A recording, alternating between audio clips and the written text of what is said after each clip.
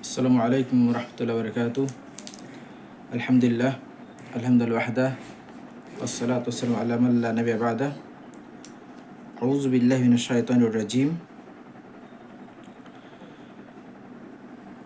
فتبسم ضاحكا من قولها وقال رب أوزعني أن أشكر نعمتك التي أنعمت علي وعلى والدي وأن أعمل صالحا ترضاه وادخلني برحمتك في عبادك الصالحين। প্রিয় দিনী ভাই বন্ধুগণ, সর্বপ্রথম মহান আল্লাহ পাকের প্রশংসা, আলহামদুলিল্লাহ। তারপর দরুদ ও সালাম প্রেরণ করে আমাদের নবী মুহাম্মদ মুস্তাফা সাল্লাল্লাহু আলাইহি সাল্লামের উপর। আল্লাহুম্মা সাল্লি আলা মুহাম্মাদ ওয়া আলা আলি মুহাম্মাদিন কামা সাল্লাইতা আলা ইব্রাহিম ওয়া আলা আলি ইব্রাহিম ইন্নাকা হামিদুম মাজিদ। আল্লাহুম্মা বারিক আলা মুহাম্মাদ ওয়া আলা আলি মুহাম্মাদ কামা বারাকতা আলা ইব্রাহিম ওয়া আলা আলি ইব্রাহিম ইন্নাকা হামিদুম মাজিদ। আজকের এপিসোড যে বিষয়ে আলোচনা করব, বিষয়টি হচ্ছে যাদের বয়স 40 বছর পার হয়ে গেছে তাদেরকে স্পেশাল একটি দোয়া আল্লাহ রাব্বুল আলামিন আমাদেরকে শিক্ষা দিয়েছেন। এই দোয়াটা আপনাদেরকে শিক্ষা দেব। আর এখানে একটি আমি যেখানে যেটা আয়াত তেলাওয়াত করলাম, এটা হলো হযরত সুলাইমান আলাইহিস সালামের দোয়া। আল্লাহর কাছে এই দোয়া করেছিলেন। সূরাটা নামল আয়াত নম্বর 19। তো এই দোয়াটা বলবো, হযরত সুলাইমান আলাইহিস সালামের দোয়া। আর এই দোয়ার সাথে মিলিজুলি শব্দটা হচ্ছে যাদের বয়স 40 বছর হয়ে যায় তাদেরকে সেই দোয়াটি পড়তে আল্লাহ রাব্বুল আলামিন আমাদেরকে হুকুম দিয়েছেন। তাই এই দুইটা আয়াত অনুবাদ করব, তারপরে একটা হাদিস আমি অনুবাদ করব। হাদিসটি হচ্ছে যে আপনার প্রতিবেশী, খারাপ স্ত্রী এবং অবাধ্য সন্তান এবং আযাবের মাল, যে মাল মানে ধ্বংস হয় এমন মাল, এবং দ্রুত বন্ধু, এই বিষয়ে একটি দোয়া আপনাদের শিক্ষা দিব। তার মানে মূল অর্থ হলো যে এই দোয়াটি পাঠ করলে আপনি ইনশাআল্লাহ খারাপ প্রতিবেশী থেকে নিজাত পাবেন, খারাপ স্ত্রী থেকে নিজাত পাবেন, খারাপ সন্তান থেকেও নিজাত পাবেন, খারাপ বন্ধু থেকেও নিজাত পাবেন এবং আযাবের মাল থেকেও নিজাত পাবেন। অর্থাৎ আল্লাহ পাক মাল রহমত দিবে ইনশাআল্লাহ। তাই এই হাদিসটা আমি আপনাদেরকে বলবো। প্রথমে আমি হযরত সুলাইমান আলাইহিস সালামের দোয়াটা আপনাদেরকে শোনাই। আমি তো আয়াত তেলাওয়াত শোনালাম, আমি অর্থটা বলি। সুলাইমান সাল্লাম দোয়া করছেন আল্লাহর কাছে, রাব্বি আউজি'নি আন আশকুরা নি'মাতাকাল্লাতি, আল্লাহ তুমি আমাকে তৌফিক দাও আমি যেন তোমার নিয়ামতের শুকরিয়া আদায় করতে পারি। এটা খুব বড় কথা। আর আল্লাহ পাকের নিয়ামতের শুকরিয়া আদায় করতে লাগে। শুকরিয়া আদায় না করলে আল্লাহ পাক নিয়ামতকে ছিনিয়ে নেয়। সম্মানিত উপস্থিতি, তা আল্লাহ পাকের নিয়ামত শুকরিয়া আদায় করাটা একটা মুমিন বান্দার এটা কর্তব্য, এবং যে মুমিন শিক্ষিত সে এটা কখনো কৃপণতা করবে না যে আল্লাহ নিয়ামতের সে শুকরিয়া আদায় করেন, এটা করতেই হবে। সুলাইমান আলাইহিস সালাম বলতেছেন, আনআমতা আলাইয়া ওয়া আলা ওয়ালিদাইয়া, তুমি আমার উপর যে নিয়ামত দিয়েছো, আমার মাতা পিতার উপর যে তুমি নিয়ামত দিয়েছো, সেই নিয়ামত তুমি আমাকে শুকরিয়া আদায় করার তৌফিক দান করো। ওয়া না'মালা সালিহান তারদাহু, এবং তুমি আমাকে নেক আমল করার তৌফিক দান করো, যেই নেক আমল করলে তুমি সন্তুষ্ট হও। তো শুধু আমল করলেই হবে না, বহুত মানুষ আছে না, বহু ধরনের কুফরি, শিরকি, নিফাকি, বিদাতি আমল করে, যে আমল আল্লাহ পাক কবুল করবেন না, যেটা আমাদের শরীয়তে নাই, কিন্তু মানুষ অহরহ করে যাচ্ছে, ঢালাওভাবে করে যাচ্ছে। নেকির নাম দিয়ে ভাবতেছে এটা নেকি হবে, কিন্তু আসলে তো যে নবীর তরিকা যদি না হয় তাহলে সেই আমল কোনোদিনও কবুল হবে না। কারণ নবী সাল্লাল্লাহু আলাইহি ওয়াসাল্লামের হাদিস, মান আমিনা আমালান লাইসা আলাইহি আমরুনা ফাহুয়া রাদ, সহিহ মুসলিমের হাদিস, যে এমন আমল করলো যেটা আমি হুকুম দেই নাই সেটা রদ, সেটা রিজেক্টেড করে দেওয়া হবে, সেটাকে কবুল করা হবে না। তা এখানে আমাদেরকে এটা দোয়া শিখাতে হচ্ছে যে হযরত সাল্লাল্লাহু আলাইহি ওয়াসাল্লাম আল্লাহর কাছে এটা দোয়া বলছিলেন যে আল্লাহ তুমি আমাকে নেক আমল করার তৌফিক দাও, এবং আমার যে এমন নেক আমল করার তৌফিক যেটা তুমি সন্তুষ্ট হও, মানে তুমি কবুল করো, এবং তুমি আমাকে তোমার দয়ার উসিলায় তুমি আমাকে নেক বান্দাদের অন্তর্ভুক্ত করো। দেখেন, একজন নবী হয়েও আল্লাহ যেটা দোয়া করতেছেন যে আল্লাহ তুমি আমাকে নেক বান্দাদের অন্তর্ভুক্ত করো। তাহলে আমরাও আল্লাহ কাছে এই দোয়া করতে হবে, এই দোয়াটা আমাদের পাঠ করতে হবে। এটা হযরত সুলাইমান আলাইহিস সালামের দোয়া, এই দোয়া পাঠ করতে হবে নেক সাথী পাওয়ার জন্য, নেক বান্দাদের সাথে হাসর হওয়ার জন্য, নেক বান্দাদের সাথে জান্নাতে থাকার জন্য এই দোয়াটি পাঠ করতে হবে।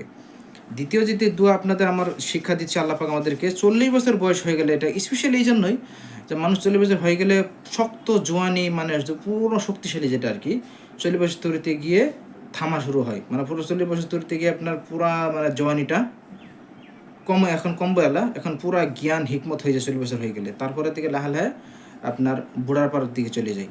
তো 40 বছরের পর শক্তিশালী, খুব জ্ঞান থাকে, নবী সাল্লাল্লাহু আলাইহি সাল্লাম নবুয়ত আল্লাহ পাক 40 বছর অবস্থায় দিয়েছিলেন এবং ওনাকে ওহী নাযিল করেছিলেন। সম্মানিত উপস্থিতি, সূরা আহকাফ। এখন আমি দোয়া বলবো, যা আল্লাহ আমাদেরকে শিক্ষা দিচ্ছে বান্দা 40 বছর বয়স হলে যেন এই দোয়াটা পাঠ করে। তো এই দোয়াটা এই জন্য আপনাদের সবাইকে বলবো, নারী পুরুষ সবাই যাদের 40 বছর বয়স হয়েছে তারা অন্তত এই দোয়াটাকে খুব ভালো করে মুখস্থ করুন এবং আমল করুন। কারণ আল্লাহ আমাদেরকে বলতেছেন,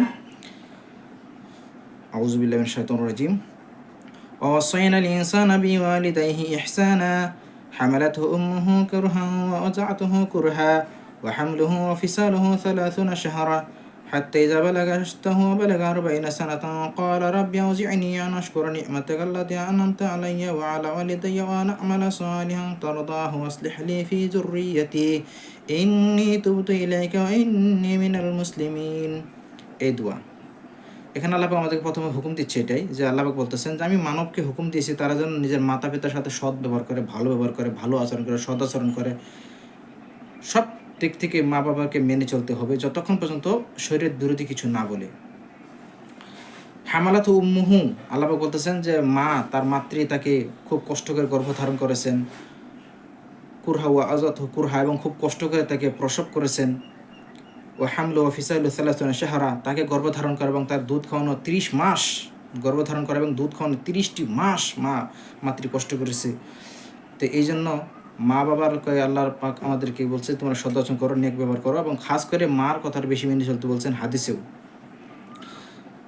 তারপরে এটা বলছেন আল্লাহ পাক, হাত্তা ইযা বালাগা আশুদ্দাহু ওয়া বালাগা 40 সানাহ, যখন সে পূর্ণ শক্তিশালী হয়ে যায়, 40 বছর হতে পুরো শক্তিশালী হয় পুরা, তারপর থেকে লাহালে ঢালাও হয়। তাই এখানে আল্লাহ বলতেছেন যখন তার 40 বছর বয়স হয়ে যায় তখন নেক বান্দা এটা দোয়া করে, দোয়া করা নেক বান্দা তো অন্তর্ভুক্ত। তো আল্লাহ পাক বলতেছেন, ক্বালা রাব্বি আউযি'নি আন আশকুরা নি'মাতাকা আল্লাতী আন'আমতা আলাইয়া, আয় আল্লাহ তুমি আমাকে নেক আমল করার তৌফিক দান করো, তুমি আর নিয়ামতের আমাকে শুকরিয়া আদায় করতে তৌফিক দান করো। রাব্বি আউযি'নি, তুমি আমাকে তৌফিক দান করো আমি যেন তোমার নিয়ামতের শুকরিয়া আদায় করতে পারি। তুমি যেটা আমার উপর নিয়ামত দান করেছো এবং আমার মাতা পিতার উপর নিয়ামত দান করেছো, এবং তুমি আমাকে নেক আমল করার তৌফিক দান দাও, তৌফিক আতা করো। ওয়া না'মালা সালিহান তারদাহু, তুমি যেটাতে সন্তুষ্ট হও, খুশি হও। তো বোঝা গেল আমল করলেই হবে না, আমল সলেহ হতে হবে, আমল আল্লাহর জন্য ইখলাস হতে হবে। আমলের দ্বিতীয় শর্ত হলো কবুল হওয়ার নবী সাল্লাল্লাহু আলাইহি ওয়াসাল্লামের পদ্ধতি। আপনি আমল যাই করেন যদি ইখলাস না থাকে আর নবী সাল্লাল্লাহু আলাইহি ওয়াসাল্লামের পদ্ধতি না হয়, সে আমল কবুল করা হবে না, কখনো না। এই ভুল বুঝাবুঝিত মানুষ আছে, মানুষ ভালো করে জানতে চায় না, শিখতে চায় না। বহুত মানুষের ইখলাস ঠিক নয়, নবীর তরিকা থাকে না বা নবীর তরিকা মতো আমল করে না, নিজের ইচ্ছা মতো মন গড়া পদ্ধতি আমল করে। এই আমলগুলো উল্টা তার অবাল হবে, জাহান্নামের কারণ হবে বহুত সময়। সম্মত উপস্থিতি, ওয়া না'মালা সালিহান তারদাহু ওয়া আসলিহ লি ফি যুররিয়াতি, এই যে মানুষ যে বলে আমার সন্তানের কথা শুনে না, আমার ছেলে মেয়ে কথা শুনে না, এইখানে আল্লাহ আমাদেরকে শিক্ষা দিচ্ছে তুমি এটা দোয়া করো, আসলিহ লি ফি যুররিয়াতি, আল্লাহ তুমি আমার সন্তান আমার বংশধরকে তুমি কি করো, সংশোধন করে দাও, নেক বানিয়ে দাও। চিন্তা করছেন? তো এই দোয়া আমাদের শিখতে হবে নিজের সন্তানকেও ভালো করার জন্য। আগে নিজে ভালো হতে হবে, নিজে ভালো না হলে সন্তানকে কেমন ভালো করা যাবে? এটা সম্ভব না। নিজের স্ত্রী, আগে স্বামী স্ত্রী দুজন ভালো হন, তারপরে নিজের সন্তান ভালো হওয়ার চেষ্টা করুন, আল্লাহ পাক তৌফিক দিবেন, সাহায্য করবেন, এবং এটা দোয়া করতে হবে। তারপরে এটা বলছে, ওয়া না'মালা সালিহান তারদাহু ওয়া আসলিহ লি ফি যুররিয়াতি ইন্নী তুবতু ওয়া ইন্নী ইলাইকা মিনাল মুসলিমিন, ইন্নী তুবতু ইলাইকা ওয়া ইন্নী মিনাল মুসলিমিন, আল্লাহ তোমার কাছে আমি তওবা করে ঘুরে আসলাম এবং আমি একজন মুসলিমের অন্তর্ভুক্ত। তো একজন মুসলিম ব্যক্তি সবসময় আল্লাহর কাছে তওবা করবে, দোয়া করবে, নিজের জন্য নিজের সন্তানের জন্য আল্লাহর কাছে দোয়া করবে এবং নিজেকে মুসলিম বলে গৌরব করবে, প্রকাশ করবে, প্রচার করবে। তাই এই ইত্যাদি উদ্দেশ্য বলা হলো এটাই, যাদের 40 বছর বয়স হয়েছে তারা এই যে দোয়াটা, সূরা আহকাফ আয়াত নম্বর 15, এই দোয়াটা সবাই মুখস্থ করে আমল করবেন এবং দোয়া করবেন ইনশাআল্লাহ। আল্লাহ আমাদের সবাইকে যেন নেক স্ত্রী, নেক বাচ্চা, নেক সন্তান, নেক প্রতিবেশী দান করেন। এখন আমি হাদিসের দোয়াটি বলে আমার আলোচনাটা শেষ করে দিচ্ছি, আলোচনা পরে লম্বা হয়ে যেতেছে। হাদিসের দোয়া, হাদিসটা আমি আগে বলি দোয়াটি, আল্লাহুম্মা ইন্নী আউযুবিকা মিন জাইরিস সু ওয়া মিন জাওজি তুশাইয়িবনি ক্বাবলা আল মাশাইয়িব ওয়া মিন ওয়ালাদিন আলাইয়া রিবা ওয়া মিন মালিন ইয়াকুনা আলাইয়া আযাবা ওয়া মিন খালিলিন মাকিরিন আইনাহু তারানি ওয়া কলবুহু তারআনি ইন রাইয়া হাসানাতান দাফানাহা ওয়া ইযা রাইয়া সাইয়্যাতান আযাআহা। তাবরানী সিলসিলা সহিহা 3য় খণ্ডের 137 নম্বর হাদিস। এই হাদিসের দোয়াটা অনুবাদটা বলে আপনাদেরকে আমি আলোচনাটা শেষ করছি। এখানে নবী সাল্লাল্লাহু আলাইহি ওয়াসাল্লাম শিক্ষা দিচ্ছে যে প্রথম এটা বলছে যে আল্লাহুম্মা ইন্নী আউযু মিন জারি সু, আল্লাহ তুমি আমাকে খারাপ প্রতিবেশী থেকে নিরাপদ দাও, বাঁচাও। কারণ প্রতিবেশী ভালো না হলে চলা মুশকিল, প্রতিবেশী ভালো না হলে চলা মুশকিল, খুব কষ্ট। অমিন জাওজি তুসাইয়িবিনি ক্বাবলাল মুসাইয়্যিব, এবং এমন স্ত্রী থেকে তুমি আমাকে পানা দাও যে স্ত্রী আমাকে বুড়া হওয়ার আগে বুড়া বানিয়ে দেয়। মানে এমন কাজ করে, এমন আচরণ করে, এমন বেপরদা, এমন খারাপ কাজ করে যে টেনশনে চিন্তায় আমি আগে বুড়া হওয়ার আগে আমি বুড়া হয়ে যাই। এমন স্ত্রী থেকে আমাকে নাজাত দাও, আমাকে বাঁচাও। এটা অর্থ আরেকটা হতে পারে যে আল্লাহ খারাপ স্ত্রী আমার জীবন থেকে সরিয়ে ভালো স্ত্রী আমার জীবনে এনে দাও। অমি ওয়ালাদিন আল্লাইয়া রিবা, এমন সন্তান থেকে আমি নিরাপদ চাই, পানা চাই যে সন্তান আমার উপর প্রভুত্ব করবে, মানে আমার প্রভু হতে চাইবে, মানে আমার মালিক হতে চাইবে, আমাকে গোলামের মতন দেখবে, সে আমার মালিক হতে চাইবে। এমন সন্তান থেকে আমি তোমার কাছে নিরাপদ চাই, পানা চাই। চিন্তা করছেন তো নেক সন্তান না হলে কত জ্বালা। অমি মাল ইয়াকুন আলী আজাবা, এমন সম্পত্তি থেকে তোমার কাছে পানা চাই যেই সম্পত্তি মাল আমাকে আজাবের শিকার হতে হয়, বা যেই আমল যেই মাল আমার জন্য আজাব হয়, এই মাল আমার লাগে না।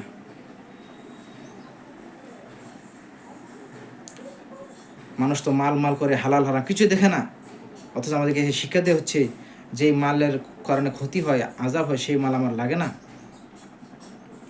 অমিন খালিলিন মাকিরিন, এবং দ্রুত বন্ধু থেকে আমি তোমার কাছে পানা চাই যে দ্রুত বন্ধু আইনা হো তারানি, যার চোখ আমাকে দেখে, অকালবো তার আনি, যার অন্তর আমার দিকে খেয়াল করে।